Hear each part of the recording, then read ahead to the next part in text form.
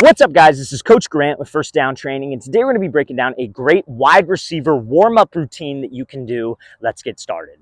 Now, before we get into this video, fellas, if you are a wide receiver and would like a daily on-field workout schedule that you can do, over 200 plus wide receiver route running drills, catching drills, press release drills, all mapped out with the exact sets and reps to do, and video examples of each drill, check out that very first link in the description below for our 8-week wide receiver on-field workout plan. Again, 200 plus drills, everything is mapped out, super simple for you guys to follow. So again, very first link in that description below. Let's get back to this video.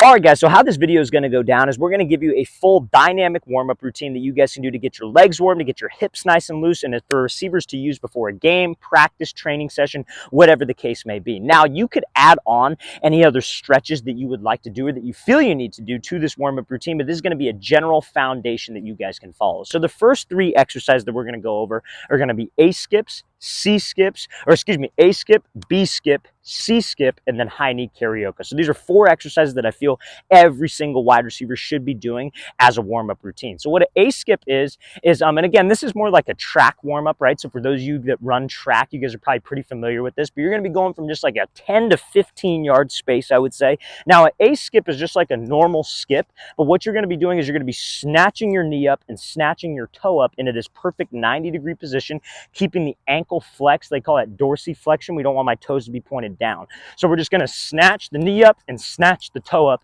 all the way for 15 yards. Now, B skips build off of A skip. So a B skip is where you're going to snatch up into an A skip pretty much. You're going to pretend there is a small like gate on the ground and you have to step over the gate and you're slapping your toe down.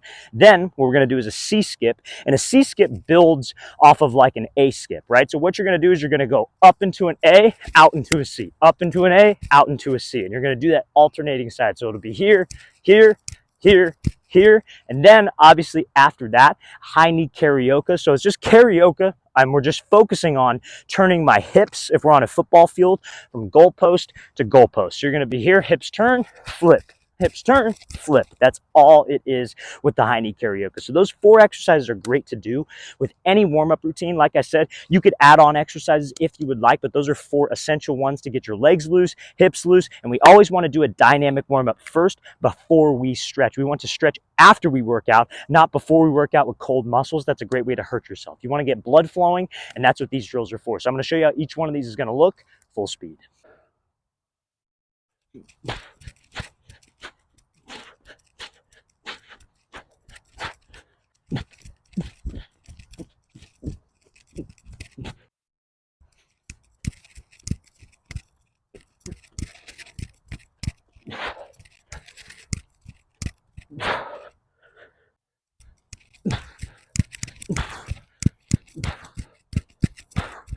All right, guys, so now we're going to be going over some everyday drills that wide receivers can do before they hit, a workout on the field, before they hit a practice, before they hit a game. And then we're going to be going into some stretches that you guys can do after the workout. Because remember, like we said, we do not want to stretch cold muscles. That is a great way to hurt yourself. We want to get blood flowing, and let's stretch after the fact to help us with mobility, flexibility, and obviously to recover. So this first drill is going to be working on like our stick. So what this stick is like, let's say, for example, you got like a press coverage guy and you're trying to give him some kind of a move to get him to move off his platform. Then you release outside, inside, whatever the case may be. So this is working on that specific step. It also helps with like a cut at the top of like a post route, a corner route, whatever the situation may be. So now what you want to focus on is when you're doing this drill, we're doing 3 specific cuts. You're going to go 3 sets on each side of 3. So you're going to have your hands, feet working here, nice low pad level position. All we're going to do, we're going to treat it like there's a line right here with these 2 cones, and we're going to step over the line. But when you step, you want to keep your head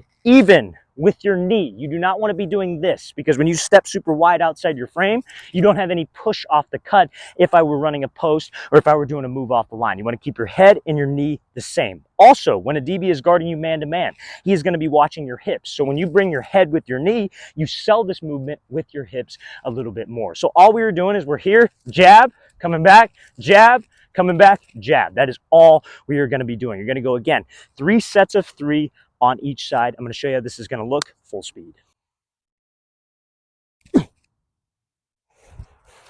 All right, guys, so this next drill is going to help us with our hip drop at the top of a break, like a comeback, a curl, a hitch, sometimes a dig, any route where you have to drop your hips into a break. So all we're going to be doing, you need the same 2 cones that we were doing that stick drill on. All you're going to be doing is here, hands behind your back. We're going to be simply just falling forward, leading with my chest first, emphasizing having a good pad level into a break, right? What we don't want is like a DB, like we said on that last example, is supposed to be watching what on us? It's supposed to be watching our hips, right? So if we go run into a route and we raise up with my chest, that's an indicator, right? So on this type of drill, I don't want to lead with my hips first because that pulls my chest back, and I'm practicing a bad habit that lets the DB know a break's coming where he can sit on down. We want to make that DB think we're running deep every single time. So I got to run hard and I got to keep a good pad level and then be able to drop. So that's what this drill helps with. So what you're going to do, again, hands behind your back, leading with your chest first. All we're going to do is fall.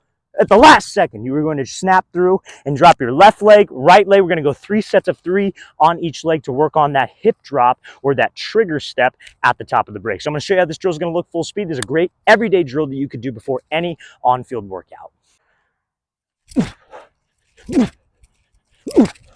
All right, guys, so now we're going to be going over 3 easy stretches that wide receivers can do after they work out to loosen up their hips, to make their hips a little bit more mobile, to help them sell cuts, and to help them drop into the break, which those 2 everyday drills that we just worked on emphasize, right? So what you're going to be doing, this is called like a sumo squat stretch. So each one of these stretches I recommend when I used to do this is I would hold it for 30 seconds and I would go 2 sets of each one. And if it was an exercise that required one leg, I would do that for 30 seconds on each side twice, okay? So you'll know what I mean by when I start explaining this. So the first one's a sumo squat. So what you're going to do, toes are going to be forward, chest is going to be up, and you're just going to drop into a simple squat. If you guys struggle with this squat, hold on to a pole and keep your back as straight as you can. Now, when you get to depth, you're going to take your elbows inside of your knees and press out and try to have your head completely straight, chest up completely straight, and just sit back. You're going to feel this in your hips, in your groin, probably in your lower back a little bit.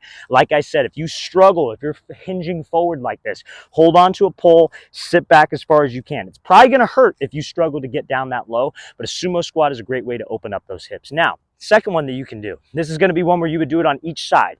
You're going to cross your leg, so you're going to put the right side of, like, let's say this part of your ankle, like this little ball right here, you're going to put that over the top of your knee, and all you're going to do, you can hold on to a pole if you need to. You're going to sit down, and you're going to take your right hand or whichever hand and press on your knee and pull your toe up like this. You're going to feel this about right here, like in the hip, in the glute a little bit. But this is a great stretch to loosen up your hips, to help you get in and out of breaks and sell your cuts a little bit more. And then last but not least, this stretch is going to help us out pretty much a lot with just mobility of my groin, mobility of my hips. So what this is, I got this from a wrestling coach, and this is actually, this stretch hurts a lot the first time you do it.